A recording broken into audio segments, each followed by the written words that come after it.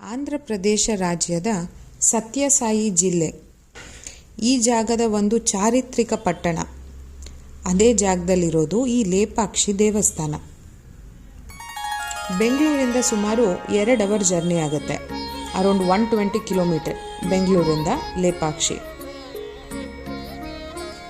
ವಿಜಯನಗರದ ಅರಸರ ಆಳ್ವಿಕೆ ಸಮಯದಲ್ಲಿ ಈ ದೇವಸ್ಥಾನ ಕಟ್ಟಲಾಗಿತ್ತು. ರಾಮಾಯಣದ ಕಾಲದಲ್ಲಿ ರಾವಣ ಸೀತೆಯನ್ನು ಅಪಹರಿಸಿದಾಗ ಜಟಾಯು ಪಕ್ಷಿ ರಾವಣನನ್ನು ತಡೆಯಲು ಹೋಗಿತ್ತು, ಗೊತ್ತಲ್ಲ ಎಲ್ರಿಗೂ.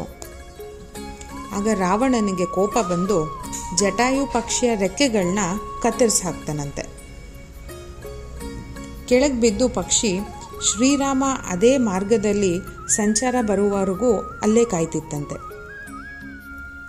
ನಂತರ ರಾಮ ಆ ಮಾರ್ಗದಲ್ಲಿ ಬಂದಾಗ ಸೀತೆನ ರಾವಣ ಅಪಹರಿಸಿದವನ ಈ ಲೇಪಕ್ಷಿ ಅಲ್ಲ, ಈ ಜಟಾಯು ಪಕ್ಷಿ ತಿಳಿಸ್ತು.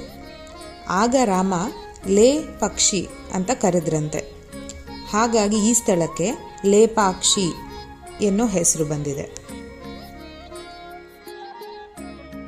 ಈ ದೇವಸ್ಥಾನದ ಮುಖ್ಯ ಗರ್ಭಗುಡಿಯಲ್ಲಿರೋದು ವೀರಭದ್ರ ಸ್ವಾಮಿ.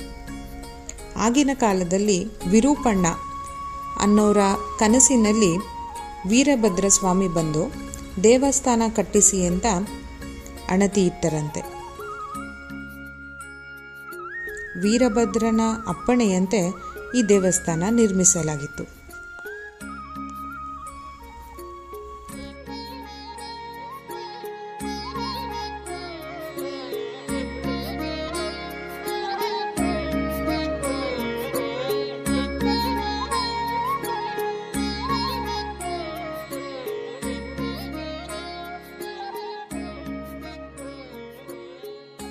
ಗಣಪತಿ ವಿಗ್ರಹ ಇದೆ. ಮುಖ್ಯ ದೇವರು ವೀರಭದ್ರನೇ ಆಗಿದ್ರೂ ಕೂಡ ಮೊದಲು ಗಣೇಶನ ದರ್ಶನ ಪಡಿಬೇಕನ್ನೋದೇ ಇದರ ಹಿಂದಿನ ಉದ್ದೇಶ. ಹಾಗೆ ಮತ್ತೊಂದು ಸೆಂಟರ್ ಆಫ್ ಅಟ್ರಾಕ್ಷನ್ ಏನು ಗೊತ್ತಾ, ಇಲ್ಲಿ 7 ಹೆಡೆಯ ನಾಗನ ಮೇಲೆ ಕುಳಿತಿರುವ ನಾಗಲಿಂಗ. ಪ್ರಧಾನ ಶಿಲ್ಪಿಗಳು ಊಟ ಮಾಡಲು ಮನೆಗೆ ಬರ್ತಾರೆ. ಆವಾಗ ಅವ್ರ ತಾಯಿ ಇನ್ನೂ ಅಡುಗೆ ಮಾಡ್ತಾ ಇರ್ತಾರೆ. ಅವ್ರ ತಾಯಿ ಅಡುಗೆ ಮಾಡೋ ಅಷ್ಟರಲ್ಲಿ ಈ ಶಿಲ್ಪಿ ನಾಗಲಿಂಗವನ್ನ ಕೆತ್ತಿರ್ತಾರಂತೆ. ಹಾಗೆ ಸ್ವಲ್ಪ ಮುಂದೆ ಬಂದರೆ ಪಾರ್ವತಿ ಮತ್ತು ಪರಮೇಶ್ವರನ ಕಲ್ಯಾಣ ಮಂಟಪ, ಅಪೂರ್ಣವಾದ ಕಲ್ಯಾಣ ಮಂಟಪ, ಅದನ್ನು ನೋಡ್ಬೋದು ನೀವು. ಇದು ಅರ್ಧದಲ್ಲೇ ನಿಂತೋಗಿತ್ತು, ಪೂರ್ಣಗೊಂಡಿಲ್ಲ.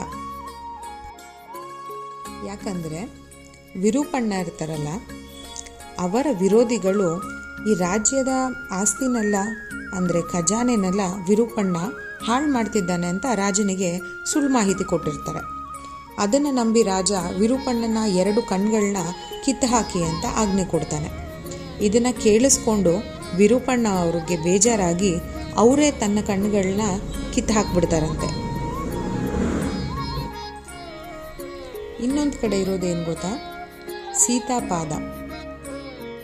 ಸೀತೆಯ ಬಲಪಾದದ ಗುರುತಿದೆ, ಅಂದರೆ ಹೆಜ್ಜೆ.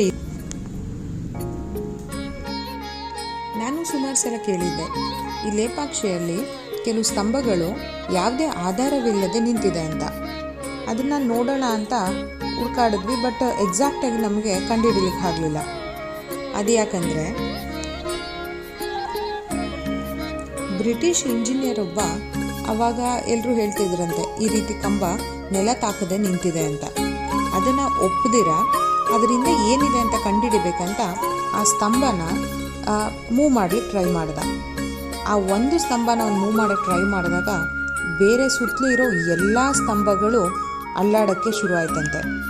ಇವನು ಈ ಒಂದು ಸ್ತಂಭನ ಅಲ್ಲಾಡಿಸೋದ್ರಿಂದ ಎಲ್ಲ ಸ್ತಂಭಗಳು ಹಾನಿಯಾಗುತ್ತೆ ಅಂತ ತಿಳಿದು ನಂತರ ಅದನ್ನು ಮತ್ತೆ ಅವನು ಜರುಗಿಸಿದ್ದಾನೆ.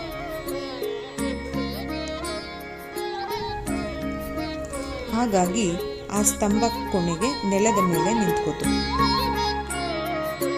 ಬಿಸಿಲಂತೂ ತುಂಬ ಇತ್ತು. ಛತ್ರಿ ಇದ್ದಿದ್ದರಿಂದ ನಾವು ಸೇಫ್ ಆದ್ವಿ. ನೀವೇನಾದರೂ ಈ ಪ್ಲೇಸ್ ವಿಸಿಟ್ ಮಾಡ್ತಿದ್ರೆ ಖಂಡಿತವಾಗ್ಲೂ ಮರೀದಿರ ಛತ್ರಿ ತೊಗೊಂಡು ಹೋಗಿ. ಇಷ್ಟ ಆಗಿದ್ರೆ ಪ್ಲೀಸ್